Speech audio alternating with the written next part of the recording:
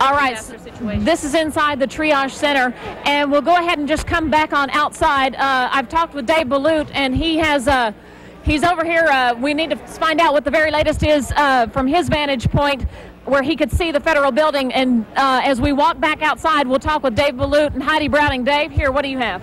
I just took another look at the federal building. I've been looking at the bomb truck that's been trying to get out that third bomb, and so far the truck is still at the federal building. We don't know the status of them, whether or not they've been able to get to it or not yet. Still watching to see if they come out with that truck. Also joining us is Heidi Browning, who's made her way over here from closer to the building. What have you seen on your way over? Well, I spent about an hour and a half in front of the federal building, right at the corner where they had set up the original triage unit, and people were coming out in a very steady stream, very injured. We saw some children that were brought out. We understand that the daycare center, the nursery on the north side of the building, was one of the worst that was injured. There were police officers in there working to try to dig some of these children out. I saw detectives who have 15 years experience who said they've never seen anything like it. They were in tears at what they had seen inside the nursery. We also had to run when they found the second bomb. They moved us all back, and there was a panic, and people were just running for blocks. We had to go back about 8 blocks, and we have just now been able to make our way back here from that. I think they're starting to bring in some more people. This is where they've set up another triage unit, as you know, after having to back up from that original location. We'll just step back behind this yellow tape as they've asked us to do. If we can just keep our cameras on these ambulances. I've seen about 4 just coming through here in the last moment. One's pulling up here right now. We don't know if there are people inside there or not, but let's just stay here on these pictures. We'll stay here live at the scene and keep it on these pictures. We'll pitch it back to you guys right now. A question, can you hear me, Robin? Robin? I can't hear. I can hear. Okay. I can hear you, Jennifer. Okay. We had a question about something you said earlier. We'll go ahead and watch this video as they're bringing some folks into your triage area. What do they think is still at the scene? Do they think there are still many, many more people injured inside the building? Are you expecting another wave of injuries as they're able to extract them from the destroyed building? Jennifer, I can tell you this. They were still very much in the process of treating people and trying to bring people out at the time that we all had to run, that we had to back up. And so they cleared the building so that the bomb technicians, about every bomb technician from the county apparently, has gone into the building to look for these devices. And so they've had to stop what they were doing, stop the efforts to find victims. And I don't know yet if it's clear if they are now going back in to find people. We may get a whole nother wave once they're able to go back in. So right now they had to pause on their rescue efforts for a moment to concentrate on the explosives. And then, so there's a possibility that we'll see a lot more injured people coming out as they're able to get all through the building and get them out of there.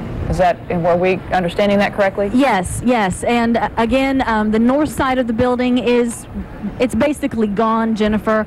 The nursery, the second floor of the building caved in on top of the nursery. They were having to dig to find victims. And so talking to people who have made their way out, some of the rescue officials and people that were inside, they are just in shock at what they have seen in there. And I'm afraid we will see many, many more victims that are coming out of that building as they're able to get in there and continue to look for them. So even the seasoned veterans we saw from our video very touched by what they'd seen inside and the tragedy of it. All right, Heidi, Robin, Dave, thank you. And we'll leave them at the scene to monitor what's going on there. But we have some other information on how this is affecting the rest of the country, and Jim Stewart of CBS standing by with that. Yeah, Jim, we understand this bombing in Oklahoma City has caused a real step up in security at other federal installations around the country.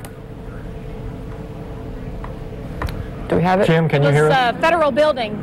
That's why. Well, Jim can't hear us right now, so as soon as we get a hookup with him, we will talk to him about the situation at other federal installations around the country. But as you are well aware, anything like this targeted, any kind of what was apparently an act of terrorism, it looks like at this point, targeted at a federal installation would prompt a lockdown or something similar to that, or evacuations at other buildings. And in Boston, they've already done that, right? We are told that is what has already happened in Boston. And much of downtown Oklahoma City has also been evacuated. Just as a precaution, they are working on a third explosive device right now, we are told. All right, let's give you some information that's coming from the Associated Press right now to confirm what Heidi Browning was just telling you as we look at some video from a little bit earlier as they were evacuating that area. Fire officials are saying there are still people trapped in the courthouse there. You can see it. Not in the courthouse, the federal building. I'm sorry, in the federal building. Thank you, Kelly.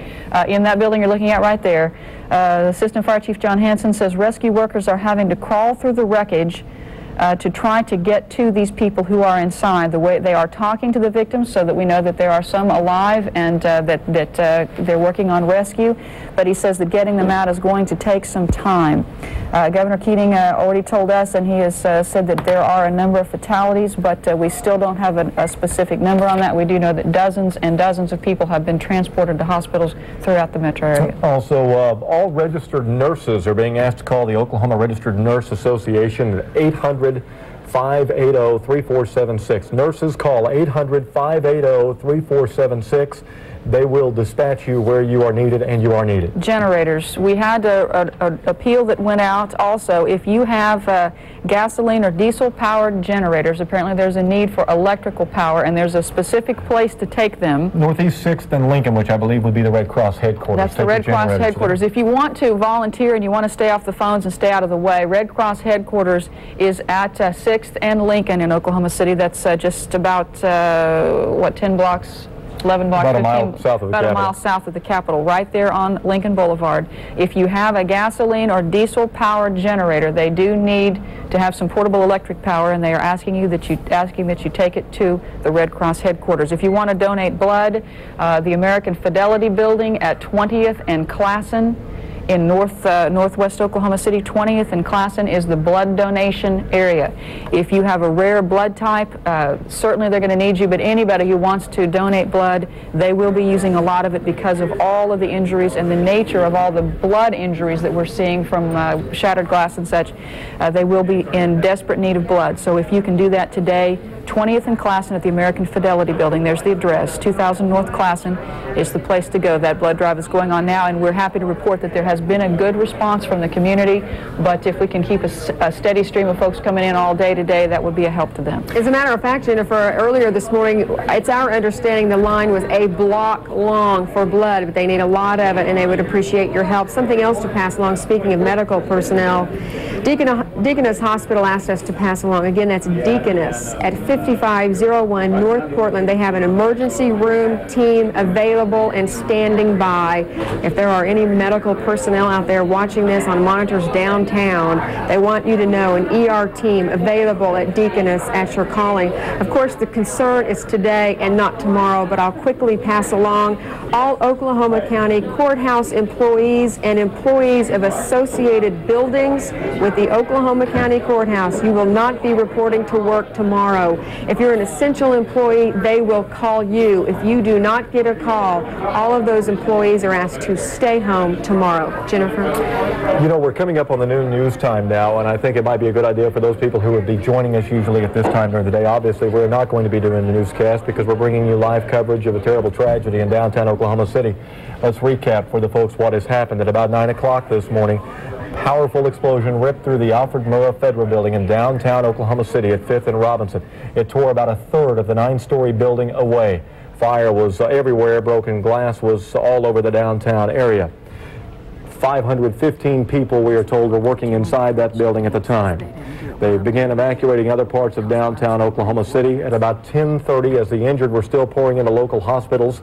They found another explosive device. They were able to disarm it in about 30 minutes, and at about 11:20, they found a third explosive device. We are told they are still working on that. But again, we are told many have been killed, and including 6 children, many more hurt. And there may be many more coming out of that building triage area set up downtown. We have crews at all these locations. You're asked to stay home by your phone if you're concerned about loved ones. Don't get on the phone. The hospitals will call you as they treat them. Let's try to go back right now to CBS's Jim Stewart, who is covering all this from Washington for us. Jim, we understand because of the explosion here in Oklahoma City, federal buildings across the country have really been tightened up. I can't hear. I have no audio. Jim, still can't hear us. I'll tell you what, we'll make a run at that again here before too long. But federal installations across the country are really being buttoned up right now because of what was apparently an act of terrorism here in Oklahoma Boston, City. they evacuated one, as a matter of fact, because of these reports and some problems they had there. Their building, they said, was not secure when the IRS employees arrived. The doors were open that should have been locked, so they went ahead and closed that building in Boston. We should tell you now that we have just spoken with Ramsey Clark, who is an attorney for the Branch Davidians. There had been talk since this was the second anniversary of the explosion and fire at the cult complex in Waco, that the Branch Davidians might be responsible for this blast because it involved the ATF office in downtown Oklahoma City. Ramsey Clark, attorney for the Branch Davidians, says no, they are not responsible for this. Let's try again. Jim Stewart in New York, can you hear us now, or wherever you are? Can, Kelly. Actually, I'm in Washington, where I can tell you that federal law enforcement agencies are totally puzzled over what's happened there in Oklahoma City. They, however, believe that it was a bomb. There's been some suggestion that it may have been a car bomb. You have 3 FBI teams coming from their terrorist unit en route to your city now, and 2 units from the ATF's forensics unit. The headquarters here are also hearing back from their offices there in the damaged building of people of their own who are missing. The ATF tells us that at least 2 of their agents are now unaccounted for, and the Secret Service has not been able to account for at least 6 people. Now, that's not to say these people have been injured or have been killed in the blast, but certainly they are unaccounted for at the moment, and that's a cause of concern here. We can also tell you that the FEMA, the Federal Emergency Management Agency, is en route with a team of its own to the city there, and that in general the assumption here is that it was a terrorist attack, that it was a bomb, possibly a car bomb. That certainly hasn't been proven. The forensics people haven't made a determination yet, and as to who did it, there's absolutely no clue, although certainly the concerns exist, as you pointed out, over the Waco anniversary and previous threats that had been made to the FBI and ATF. All right, we just... Kelly? Let me ask you at this point, what are you hearing about other courthouses, other federal buildings, places? Are they just going to batten down the hatches everywhere as a result of this? What will the offshoot of it be? Well, that's a fair way of putting it. They're certainly battening down the hatches. Before this incident occurred, I had been at the Supreme Court for arguments this morning, and it was obvious within a short time there was a heightened sense of security. The FBI headquarters on Pennsylvania Avenue in Washington is certainly battened down quite tightly, and the White House, of course, is always has a full contingent of security. I can't tell you that you see additional police on the streets here, that there's a concern of a city under siege or anything like that, but when an incident this grave happens in which there's obviously been loss of life and a target so specifically aimed at federal agencies, the entire apparatus in this city comes to full attention and alert. Okay, Jim Stewart in Washington, CBS, we appreciate it. We'll be in contact with you all throughout the day, certainly. Jim, reacting to what has happened in downtown Oklahoma City at about 9 o'clock this morning. Again, we were told there were about 515 people in the Alfred P. Murrah building, the federal building, on a regular basis. The car. That's the car that Artie Rowland shot earlier. There is some speculation that perhaps that car carried an explosive device, and it looks like it was on the street in front. Let's go to Tammy Payne in the newsroom with some more information. Tammy? Kelly, Jennifer, you know, all morning we have been pleading for Red Cross to get volunteers. Well, Oklahomans have responded, and they don't need any more. Actually, people kind of beginning to get in the way. There have been so many. We're happy to report that. But the Red Cross asking us to pass along, they do not need any more volunteers unless you are medical personnel. If you are medical personnel, they do need you. Again, generators needed at Northeast 6th and Lincoln. And just so you'll have an idea, let me just do this, let me run through this real quick. The magnitude of this explosion in terms of people injured. St. Anthony's Hospital treating 40 victims. University Hospital, last word from Cynthia Gunn, 60 adults being treated. Baptist Hospital, 25 victims. 30 victims at Southwest Medical Center, and then there are like trauma personnel coming in from Tulsa. So you can imagine every medical personnel individual affiliated with the medical field is helping out with this tragedy downtown. The worst news we have to pass along, of course, the confirmation that there are 6 children dead since there was a daycare center blown away in that building downtown.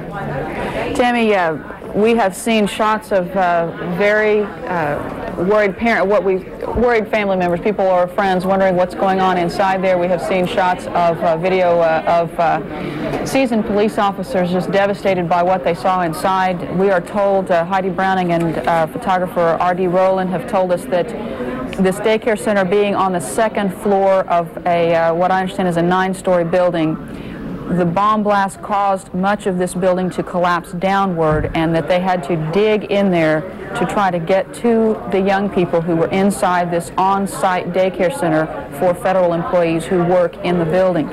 They were able to get some of those children out okay, and some of them have been injured, and we are told, as you said, that six of them have been died. Those were the early worries that because this federal daycare center was on-site, that there would be children injured and killed, and that was in fact the case.